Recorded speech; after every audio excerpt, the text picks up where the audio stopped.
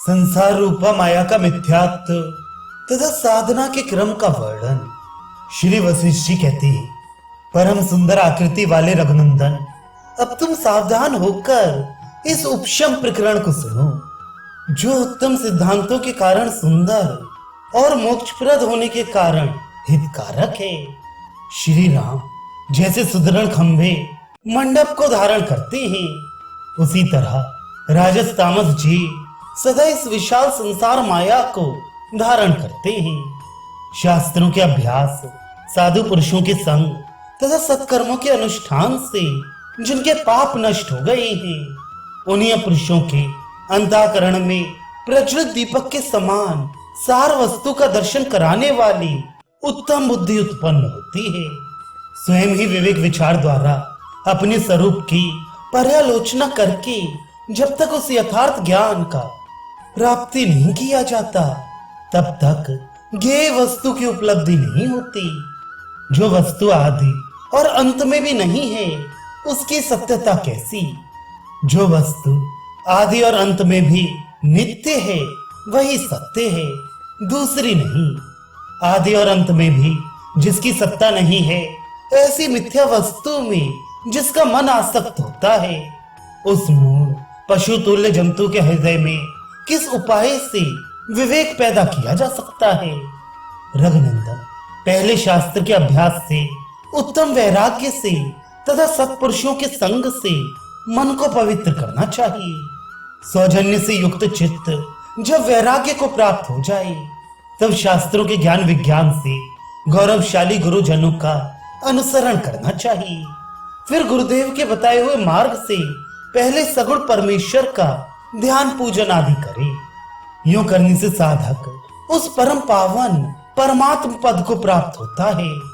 अपने अंतःकरण में निर्मल विचार के द्वारा स्वयं ही आत्मा का साक्षात्कार करे। मनुष्य तब तक संसार रूपी महासागर में तिनके के समान बहता रहता है, जब तक वह बुद्धि रूपी नौका द्वारा विचार रूपी तट पर पहुंचकर स्थिर नहीं हो जाता। जिसने विवेक विचार के द्वारा जानने योग्य वस्तु को जान लिया है, उस पुरुष की बुद्धि उसकी सारी मानसिक चिंताओं को उसी तरह शांत कर देती है, जैसे सुस्थिर जल बालू के कणों को नीचे दबा देता है। जैसे स्वर्ण का ज्ञान रखने वाला सुनार राख में पड़े हुए सोने को ये सोना है, ये राख है, इस तरह साफ साफ समझ लेता है।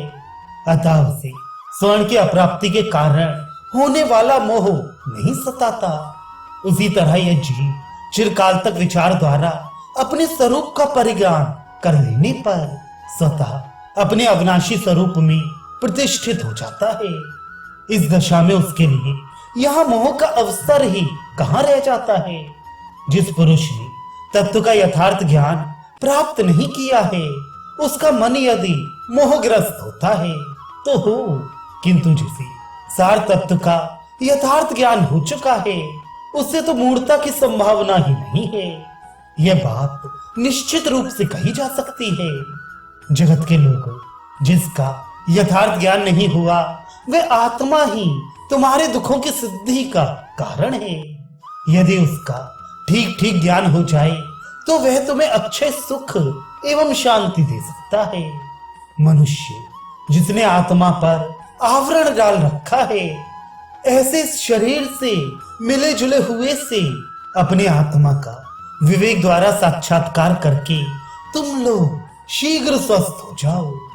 मानवो, जैसे कीचड़ में गिरे होने पर भी सोने का उस कीचड़ के साथ तनिक भी संबंध नहीं रहता, उसी प्रकार इस निर्मल आत्मा का देह के साथ थोड़ा सा भी संबंध नहीं है। प्रबुद्ध हुआ मन जो अपनी पारमार्थिक स्थिति को मिथ्याभूत प्रपंच से पृथक करके देखता है, तब हृदय का अज्ञान अंधकार उसी प्रकार भाग जाता है। जैसे सूर्योदय होने पर रात्रि का अंधेरा दूर हो जाता है, जैसे धूल से आकाश और जल से कमल लिप्त नहीं होता, उसी प्रकार शरीरों से संबंध होने पर भी आत्मा उनसे लिप्त नहीं होता। जैसे नेत्र दोष के कारण आकाश में बिंदुओं के समान आकृति वाले तिरमिरे दिखाई देते हैं, और आकाश के निर्मल होने पर भी उसमें मलिनता की प्रतीत होती है। उसी प्रकार आत्मा में सुख दुख का अनुभव मलिन बुद्धि वृत्ति रूपी अज्ञान के कारण ही होता है। सुख और दुख ना तो जड़ देह के धर्म है और ना सर्वातीत विशुद्ध आत्मा के। ये अज्ञान के कारण ही आत्मा के अनुभव में आते हैं और यथार्थ ज्ञान के द्वारा अज्ञान का नाश हो जाने पर किसी के भी अनुभव में नहीं आते।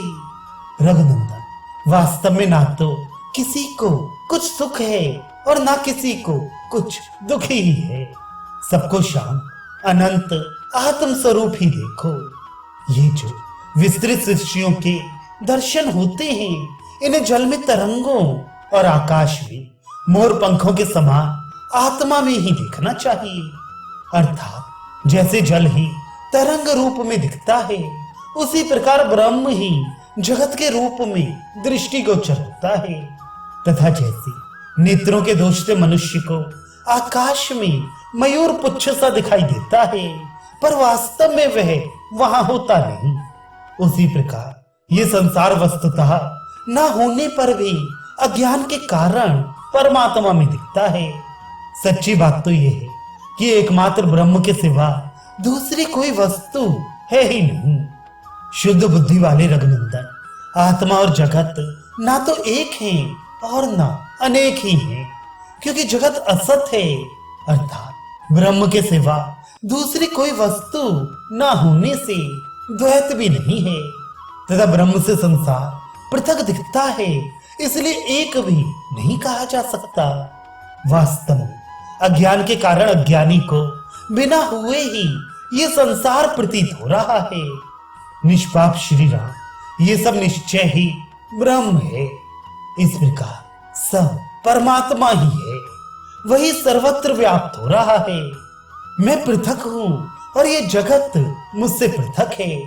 इस भ्रमपूर्ण कल्पना का परित्याग करो। जैसे अग्नि में हिमकण की कल्पना नहीं हो सकती, उसी प्रकार एकमात्र अद्वितीय सर्वस्वरूप सच्चिदानंद घन परमात्म तत्व में उससे भिन्न दूसरी वस्तु की कल्पना ही नहीं हो सकती। रघुनंदन, इस परमात्मा में न शोक है, न मोह है, न जन्म है और न कोई जन्म लेने वाला ही है। यहाँ जो है वही है। ऐसा निश्चय करके तुम दुख सुख आदि द्वंद्वों से रहित, नित्य सत्व में स्थित, योगक्षेम रहित, अद्वितीय, शोक शून्य और संतापहीन हो जाओ। परम सुंदर श्री राम, इस समस्त विस्तृत संसार की रचना असत्य रूप है। इसकी असत्यता को जानने वाला तत्वज्ञानी पुरुष इस मिथ्याभूत प्रपंच के पीछे नहीं दौड़ता। तुम तत्वज्ञ हो, तुम्हारी कल्पनाएं शांत हैं, तुम रोग दोष से रहित हो और नित्य प्रकाश स्वरूप हो, अतः शोक शून्य हो जाओ। अपने समस्त गुणों से राजा तथा प्रजाजनों को आनंदित करते हुए तुम इस भूतल पर पिता के दिए हुए इस एक छत्र राज्य का चिरकाल तक सर्वत्र समतापूर्ण दृष्टि के द्वारा भली भांति पालन करते रहो।